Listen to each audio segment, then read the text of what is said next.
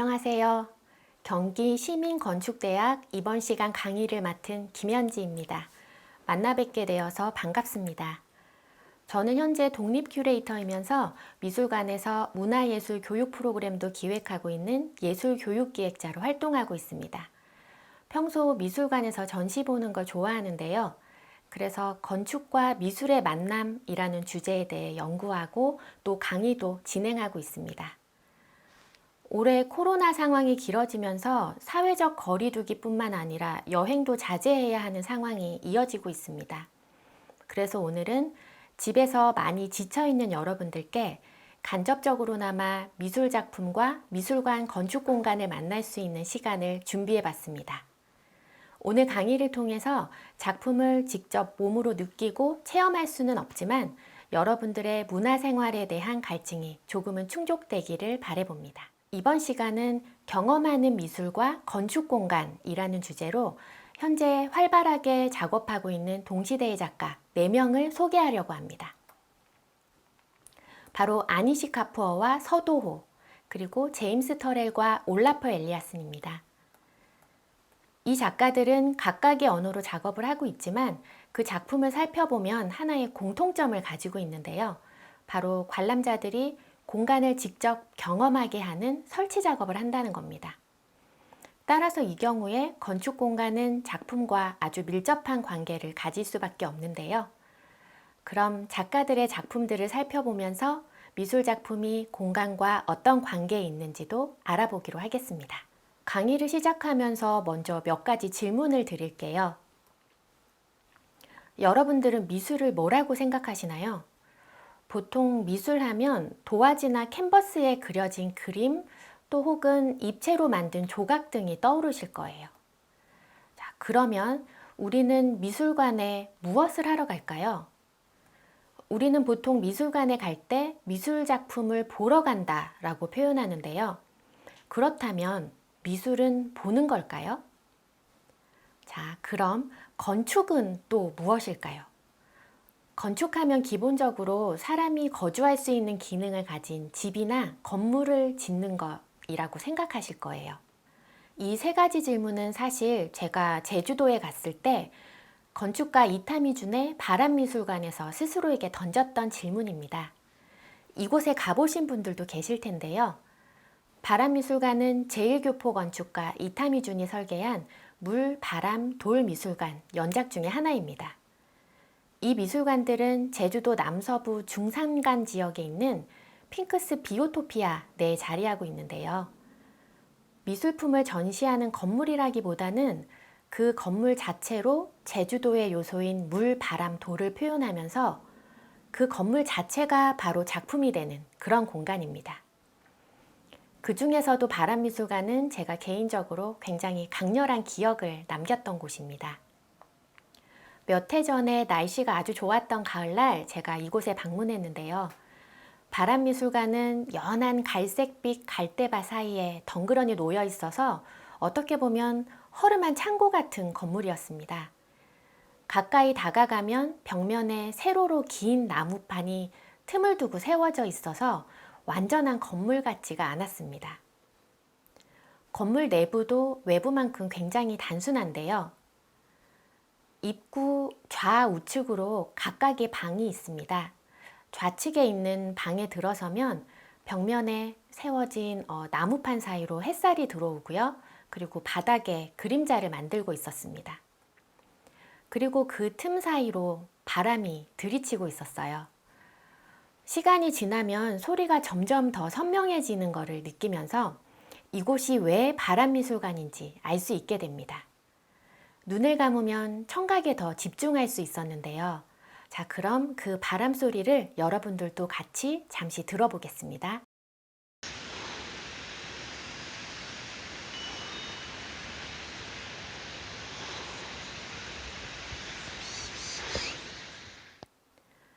여러분들 영상에서 어떤 소리를 들으셨나요? 입구에 있던 갈대가 흔들리는 소리나 새소리 같은 자연의 소리와 또 바람이 나무 틈 사이를 지나는 소리가 들리셨나요?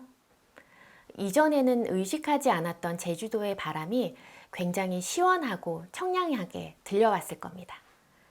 저는 시간이 지나면서 바람 냄새도 느껴졌고요. 또 바람이 얼굴 피부와 온몸을 휘감으면서 몸의 촉감도 살아나는 것을 느꼈습니다. 그리고 또 바람이 콧구멍으로 들어와서 머릿속을 한 바퀴 휘잉 하고 돌면서 뭔가 환기가 되는 느낌도 들었는데요. 그리고 나서 자연스럽게 심호흡을 하면서 마음이 굉장히 편안해졌습니다. 이런 경험은 내가 마치 명상의 공간에 있는 것 같은 느낌을 들게 했습니다. 바람미술가는 바람이라는 자연의 요소를 통해서 시각, 청각, 후각, 촉각 이 모두 감각을 동원해서 공감각적인 경험을 하게 하는 신기하고 매력적인 힘을 가진 곳이었습니다. 이곳은 사진 이미지만으로는 결코 설명할 수 없고요. 또 알 수도 없습니다. 공간에 들어섰을 때 온몸을 휘감는 그 분위기를 경험해야만 비로소 알게 되는 그런 곳입니다. 코로나가 좋아지면 이후에 여러분들도 이곳을 꼭 한번 방문해 주시기를 추천드립니다. 그렇다면 이곳은 바람을 전시한 건축물일까요? 아니면 이 자체가 하나의 건축적인 조각인 걸까요? 그렇다면 미술과 건축의 경계는 무엇일까요? 여러 영역을 넘나드는 현대미술의 흐름에서 이곳 역시 저에게 많은 질문을 던지게 했던 공간이었습니다. 오랜 시간 동안 시각예술이라고 불리던 미술은 이제 더 이상 시각적으로만 표현되지 않고 관람자의 시각, 청각, 후각, 촉각에 관여하면서 급기야는 이제 관람자가 작품에 적극적으로 참여하도록 하고 있습니다. 또한 관람자 역시 감각을 극대화할 수 있는 요소와 장치들을 만나고 또 그 작품 속에 녹아드는 것을 원하고 있는데요. 이런 흐름의 주요 개념은 시간을 거슬러 올라가서 1960년대 미술의 한 경향인 미니멀리즘에서 그 정신을 발견할 수 있습니다. 그럼 잠시 1960년 중반 뉴욕으로 떠나보겠습니다. 얼마 전 TV 프로그램에서 한 여배우가 나와서 집에 꼭 필요한 물건들만 두고 깨끗하게 정리되어 있는 집을 소개하는 걸 본 적이 있는데요. 요즘 이런 미니멀 라이프가 유행이라고 하더라고요. 우리는 보통 외관상 장식이 없고 단순하게 깔끔하다라는 의미로 미니멀 혹은 미니멀리즘이라는 용어를 많이 사용하고 있습니다. 사실 이건 디자인계에서 폭넓게 오용되고 있는 단어 중 하나인데요. 여기서 잠시 미니멀리즘의 의미와 그 특징에 대해서 살펴보겠습니다. 미니멀리즘은 1960년대 중반에 뉴욕을 기반으로 나타난 하나의 미술 경향을 말합니다. 미니멀 아트 혹은 ABC 아트라고도 하는데요. 그러니까 조형성을 최소로 해서 알파벳 ABC처럼 기본적인 구조로 돌아가려는 운동이었습니다. 그래서 미니멀리즘 작가들은 단순한 기하학적인 단일 형태를 사용하는데요. 대표적으로 도널드 저드는 1968년 작품에서 단순한 상자나 금속판을 반복적으로 전시 공간에 늘어놓습니다. 이 작품을 보면 단색으로 된 같은 크기의 단순한 사각형 박스가 반복해서 연속적으로 벽에 걸려 있는 걸 볼 수 있는데요. 이렇게 개성 없는 단일한 형태들은 부분의 사각형보다는 오히려 반복되어진 전체가 강조돼서 보이는 특징을 가지고 있습니다. 그래서 조각이라기보다는 하나의 물체 또는 사물로까지 보이기도 합니다. 그래서 도널드 저드는 본인의 작업을 특정한 물체들이라고 칭하기도 했는데요. 도널드 저드는 기존에 알고 있던 회화와 조각이 틀에 박힌 형식이 되어버렸다고 비판하면서 그런 관례를 깨기 위해서는 어떠한 형태나 재료도 모두 사용할 수 있어야 한다고 말했습니다. 또 다른 작품을 하나 보도록 할게요. 로버트 모리스의 L자형 빔이라는 작품입니다. 전시 공간에는 대문자 L 모양의 구조물 3개가 각각 다른 형태로 놓여 있습니다. 그럼 관람자는 L자형 구조물 주변을 돌아다니면서 감상을 하게 되는데요. 시간이 지나면서 관람자는 같은 사물이라도 보는 방향, 즉 관람자의 위치에 따라서 그 모양이 달라진다는 것을 느끼게 됩니다. 이를 통해서 관람자는 그냥 사물을 보는 게 아니라 그 사물을 지각하는 자신, 그리고 또 자신과 사물이 있는 그 장소, 그리고 이 둘 사이의 관계에 집중하게 됩니다. 여기에서 미술에 큰 변화가 나타나게 되는데요.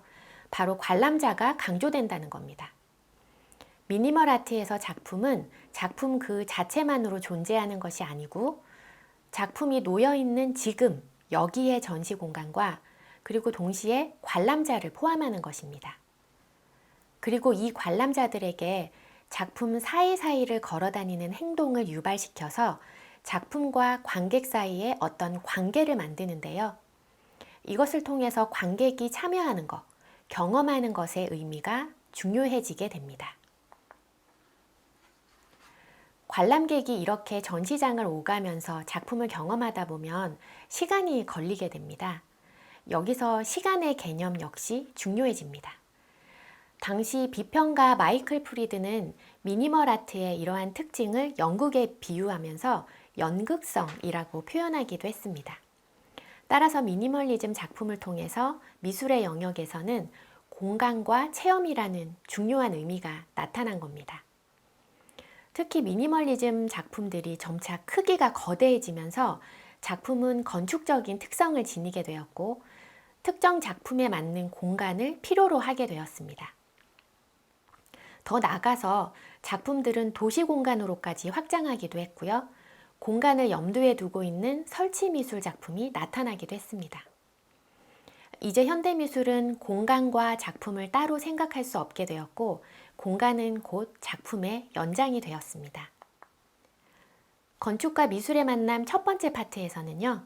앞의 내용들을 바탕으로 해서 공간과 연관을 맺고 있고 또 관람자의 체험을 유발하는 작업을 하고 있는 두 명의 작가 아니시 가푸어와 서도호를 만나보겠습니다. 미국 시카고 밀레니엄 광장에 있는 거대한 스테인리스 작품을 보신 적 있으신가요? 굴곡면 때문에 거울에 비친 모습이 왜곡돼서 보이는 이 작품은 시카고에서는 콩이라는 애칭으로 불린다고 합니다. 바로 아니시 카푸어의 대표적인 공공미술 작품인데요. 인도 뭄바이에서 태어난 아니시 카푸어는 현재 66세로 영국에서 활발한 활동을 하고 있는 세계적인 조각가이면서 설치미술가입니다. 1973년 영국 런던으로 이주한 후에 미술교육을 받았고요. 이후에 1980년대 초부터 명성을 얻기 시작했습니다. 그리고 1990년에 베니스 비엔날레 영국관 대표로 참가하면서 프레미오 2000상을 수상했고요. 1991년에는 영국의 최고 권위의 터너상을 수상하면서 세계적으로 인정받는 작가의 배열에 오르게 됩니다. 아니시 카푸어는 2002년에서 2003년에 런던에 있는 테이트 모던의 터빈홀에서 큰 규모의 전시를 하게 되었는데요. 여러분들 테이트 모던이라는 미술관에 대해서 잘 알고 계신가요? 작품 소개에 앞서서 테이트 모던이 생소한 분들을 위해서 잠시 이 미술관에 대해서 소개해 드릴까 합니다. 미니멀리즘 이후에 작품이 놓여있는 장소는 작품을 이해하는 중요한 요소가 됐습니다. 이렇게 장소라는 맥락을 중시하는 미술이 등장하면서 흰색 벽의 전통적인 전시장인 화이트 큐브에서 벗어나서 새로운 타입의 미술관도 등장하게 되었습니다. 그 대표적인 예가 영국 런던에 있는 테이트 모던입니다. 이 미술관 역시 제가 굉장히 좋아하는 곳 중에 하나인데요. 테이트 모던은 2000년에 개관한 현대미술관으로 템즈강 남쪽에 있던 화력발전소를 개조해서 만든 재생 건물입니다.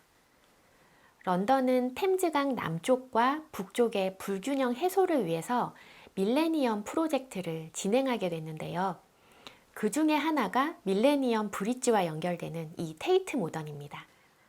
이 뱅크사이드 발전소는 2차 세계대전 직후 런던 중심부에 전력을 공급하기 위해서 세워진 화력발전소였는데요. 이후에 공해 문제가 대두되면서 1981년에 문을 닫게 됩니다. 이후 20여 년 동안 방치되다가 도시의 흉물이 됐고 발전소 주변은 우범지역이 되어버렸습니다.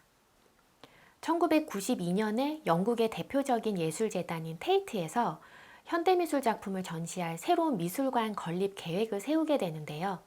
이때 런던의 비싼 땅값 때문에 마땅한 부지를 찾지 못하다가 이 뱅크사이드 발전소로 눈길을 돌리게 됩니다. 그 다음 해에 국제 설계 공모전을 통해서 스위스 바젤 출신의 두 젊은 건축가 자크 헤어초크와 피에르드 메롱의 안이 채택이 되는데요. 이들은 북쪽 맞은편 세인트폴 대성당과 짝을 이룰 수 있도록 거대한 굴뚝과 세로로 긴 선을 만들어내는 창문, 적벽돌로 만든 건물 외벽과 내부는 발전기를 제거한 것 외에는 거의 손을 대지 않고 예전의 모습을 그대로 두었습니다. 그리고 기존 건물 상부에 박스 형태의 건물을 증축해서 공간을 확장하는 심플한 디자인을 제안했습니다. 그리고 내부는 테이트가 추구하는 미술관의 기능에 맞춰서 개조했는데요. 열린 미술관을 컨셉으로 새롭게 단장한 테이트 모던은 2000년에 개관하게 되었습니다. 테이트 모던에서 열린 미술관의 개념을 구체적으로 보여주는 공간이자 가장 인상적인 공간은 바로 터빈홀입니다. 이곳은 과거에 발전기 기계가 있었던 곳인데요. 건축가들은 텅 빈 터빈홀의 서쪽으로 입구 로비를 만들어서 사람들이 템즈 강변의 산책로에서 자연스럽게 실내로 걸어 들어올 수 있도록 했습니다. 새롭게 만든 천창을 통해서 햇빛이 자연스럽게 들어와서 홀 내부로 들어와도 여전히 바깥에 있는 것 같은 느낌을 들게 하는데요. 입구 로비 쪽 바닥은 안으로 들어갈수록 경사지게 만들었고요. 무대를 내려다보는 구조로 되어 있어서 마치 거대한 극장과 같은 효과를 냅니다. 발전기가 있던 7층 높이, 바닥 면적 3,400제곱미터의 텅 빈 터빈홀은 입구 로비의 역할뿐만 아니라 현대미술가들의 설치 미술을 위한 전시 장소로도 사용되고 있습니다. 테이트 모던은 적극적으로 기업과 파트너십을 맺고 문화예술을 후원받는 마케팅을 이어가며 지속가능한 경영을 해가고 있습니다. 터빈홀에서는 2000년에서 2012년까지 생활용품과 식품 기업인 유니레버사가 지원한 유니레버 시리즈 작품들이 전시되었습니다. 테이트 모던이 2000년 개관한 이래 터빈홀의 유니레버 시리즈로 인해서 2012년까지 약 3천만 명의 관람객을 끌어모았는데요. 2014년부터 25년까지는 한국의 현대자동차가 11년간의 파트너십을 맺었습니다. 그럼 터빈홀의 압도적인 스케일의 전시들 중 아니시 카푸어의 작품들을 소개하겠습니다. 아니시 카푸어의 첫 번째 작품은 2002년에서 2003년에 테이트 모던 터빈홀에서 선보인 마르시아스라는 작품입니다. 건축물과 구조로 직결되는 작품인데요. 드넓은 터빈홀을 가득 채울 만큼의 대규모 프로젝트였습니다. 이 작품은 세계적인 구조 디자이너이자 엔지니어 기반의 건축가인 세실 발몬드와 협업한 건데요. 관람객들에게 건축적인 체험을 하게 하는 작품입니다. 이 작품의 형태를 보면 트럼펫 모양을 하고 있고 또 반투명한 PVC 막으로 연결된 세 개의 거대한 철제 원형 구조물로 되어 있습니다. 길이는 150m 정도 되고 높이는 일반 건물의 약 10층에 해당하는 굉장히 큰 규모인데요. 공간의 양 끝에는 트럼펫 모양을 한 두 개의 원형 구조물이 수직으로 서 있고 가운데 있는 원형은 수평으로 눕혀져 있습니다.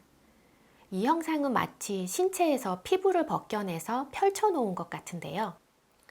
아니시 카푸어는 이 작품의 표면 PVC 막이 마치 벗겨진 피부와 같다고 묘사했습니다.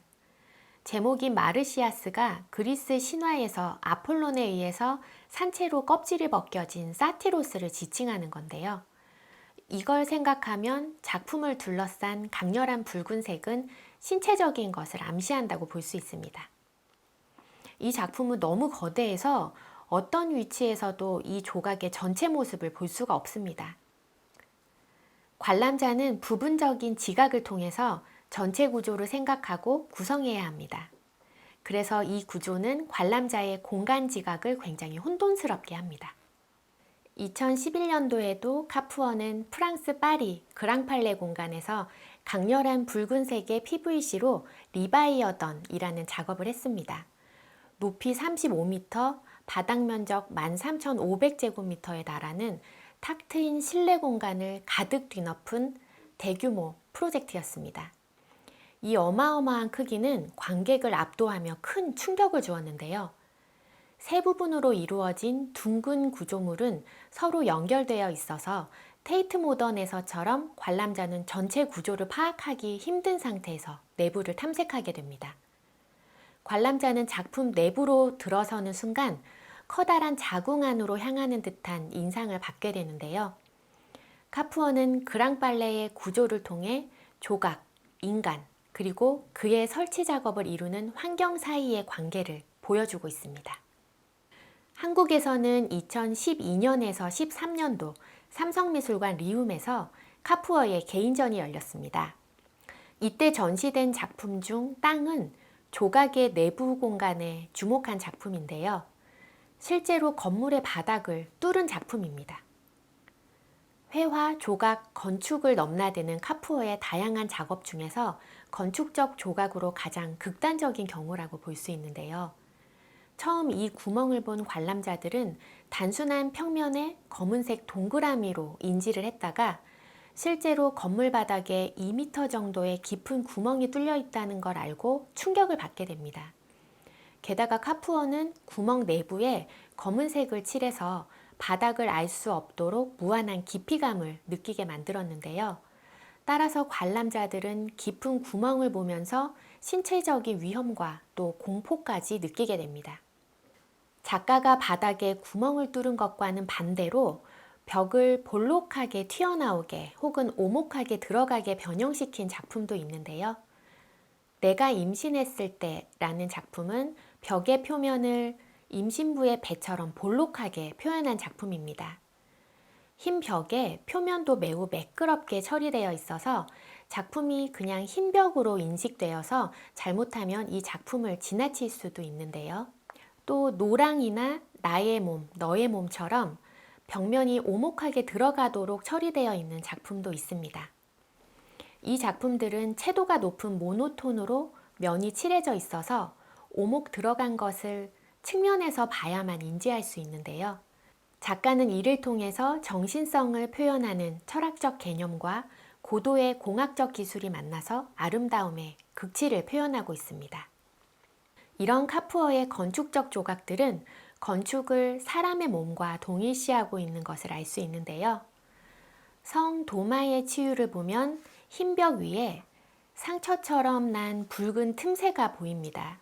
제목에서도 알 수 있듯이 예수의 부활을 믿지 않는 의심 많은 제자 도마에게 예수가 본인의 성은에 손가락을 넣어보라고 하는 성 도마의 의심 장면을 떠오르게 하는데요.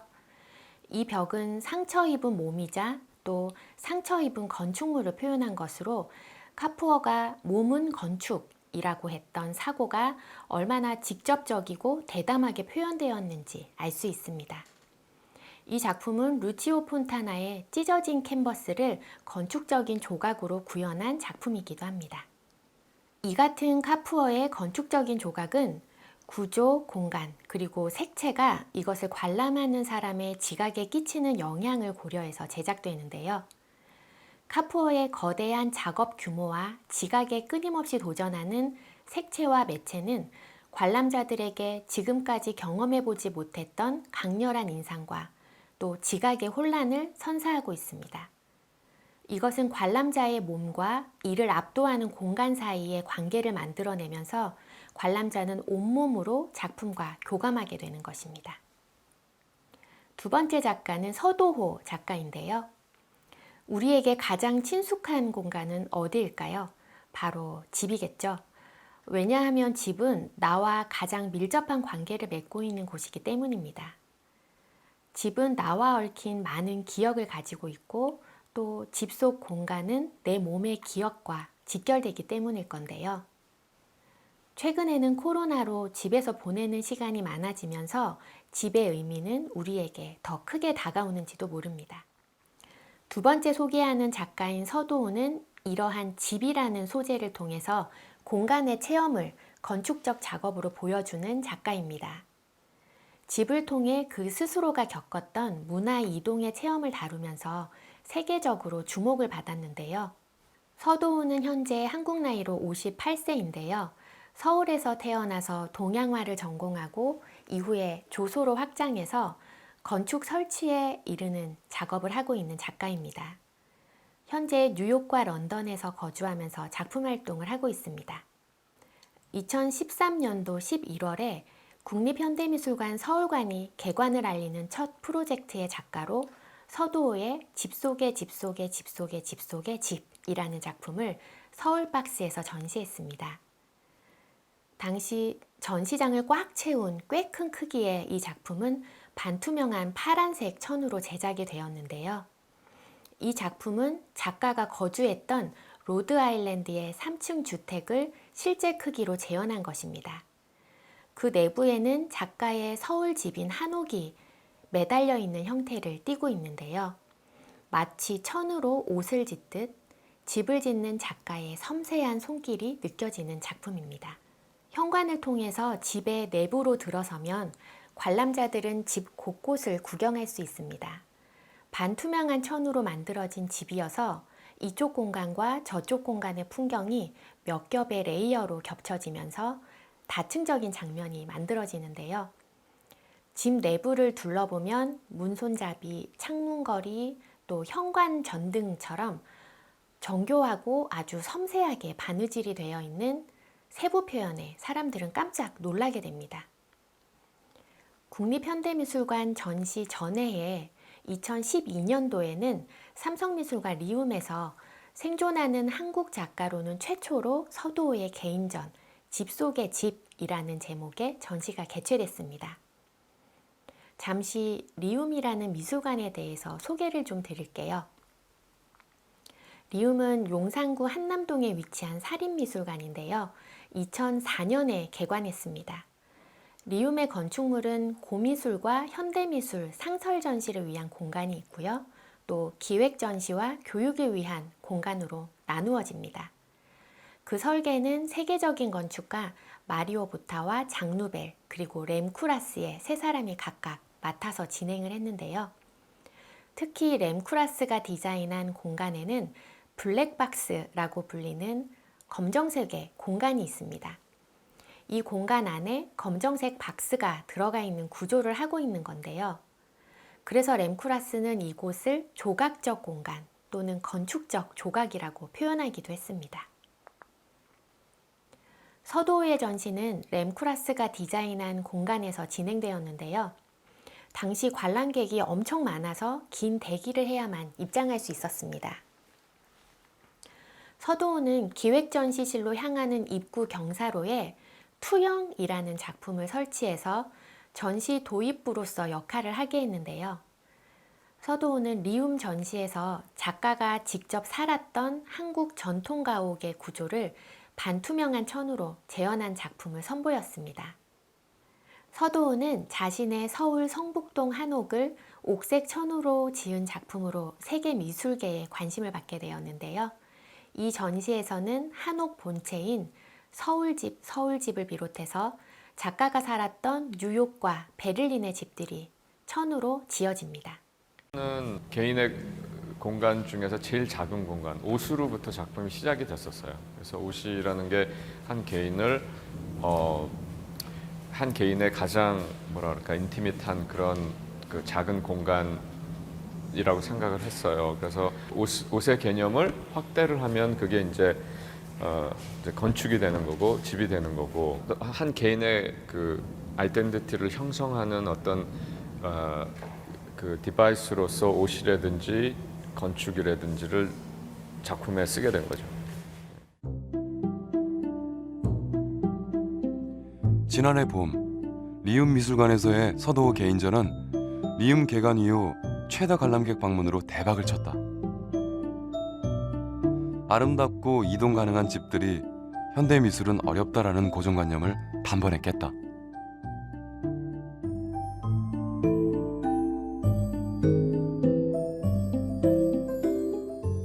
그렇지만 이제 뭐 은은한 색깔의 뭐 어떤 그 아름다운 집을 손으로 만들었다는 그 노동 자체도 일단 사람들이 경외를 느낄 뿐만이 아니라 그냥 그 자체가 신기루 같은 느낌을 갖게 하죠. 왜냐하면 그러니까 뭐 만져보면 그게 딱딱한 어떤 집은 아니에요, 그렇죠?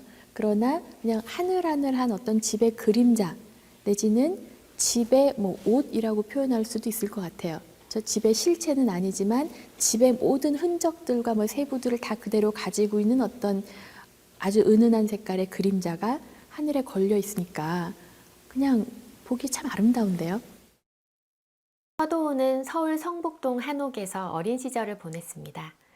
한옥에서 살았던 이런 경험은 오랫동안 미국과 유럽에서 살던 집과 비교하면 큰 차이를 갖습니다. 특히 창덕궁의 연경당 사랑채를 본떠서 지었다는 한옥은 근대화의 물결로 주변에 새로 들어서는 양옥들과 대비돼서 매우 독특한 풍경을 만들어냈을 겁니다. 이처럼 한옥과 양옥의 문화적 충돌에 대한 작가의 경험은 작가가 이후 미국에서 느꼈던 문화적 충돌을 극대화하는 근본이 되었을 것입니다.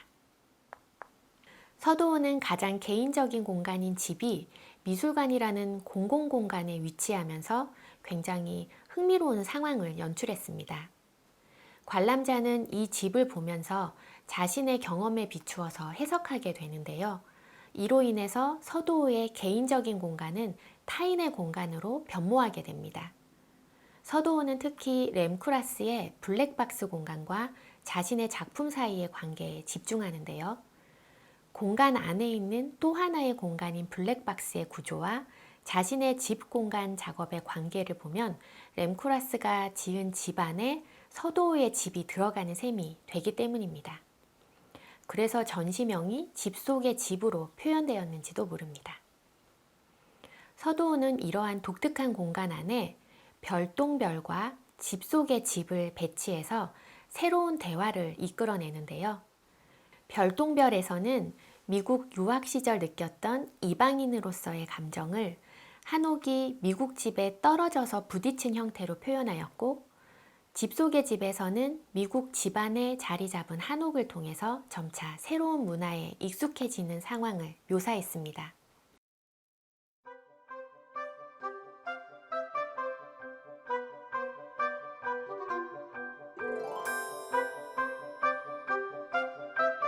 난장판이다. 도대체 누구 방일까?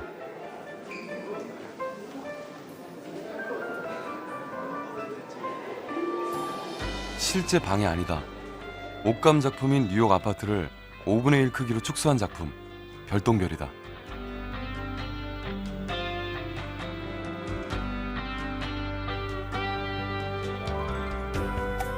그런데 집안 꼴이 왜 이 모양일까?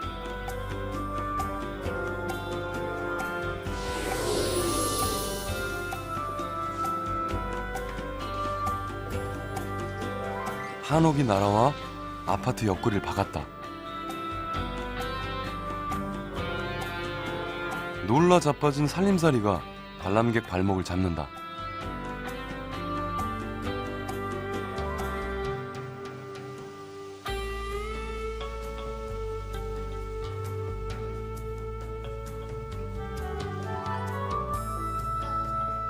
기계로 찍어낸 게 아니다. 서 작가가 손수 제작한 극사실적 조각품, 오부제다. 이러한 작품들은 문화적 충돌을 겪었던 작가의 사적인 경험에서 나온 것이기도 하지만 개인, 문화, 지역 등 다름에서 비롯되는 충돌을 늘 경험하고 또 그에 적응하고 있는 현대인의 모습을 상징하기도 합니다. 또한 블랙박스에 설치된 완벽한 집, 다리 프로젝트와 문에서는 작가의 상상력을 통해서 집이라는 주제에 접근함으로써 경계이자 통로로서의 집에 새로운 의미를 부여하고 있습니다. 건축적으로 물리적인 공간하고 그럴 경우에 이제 하우스가 되겠고, 홈 그러면은 거기에 부연되는 어떤 정신적인 부분들, 추억이라든지 그런 부분들이 저는 공간 그러면은 항상 그 두 가지가 같이 있다고 보거든요. 눈에 안 보일 따름이지. 그런 의미에서 이제 천을 또 아까 말씀드린 대로 투명한 천을 쓰게 된 거고요.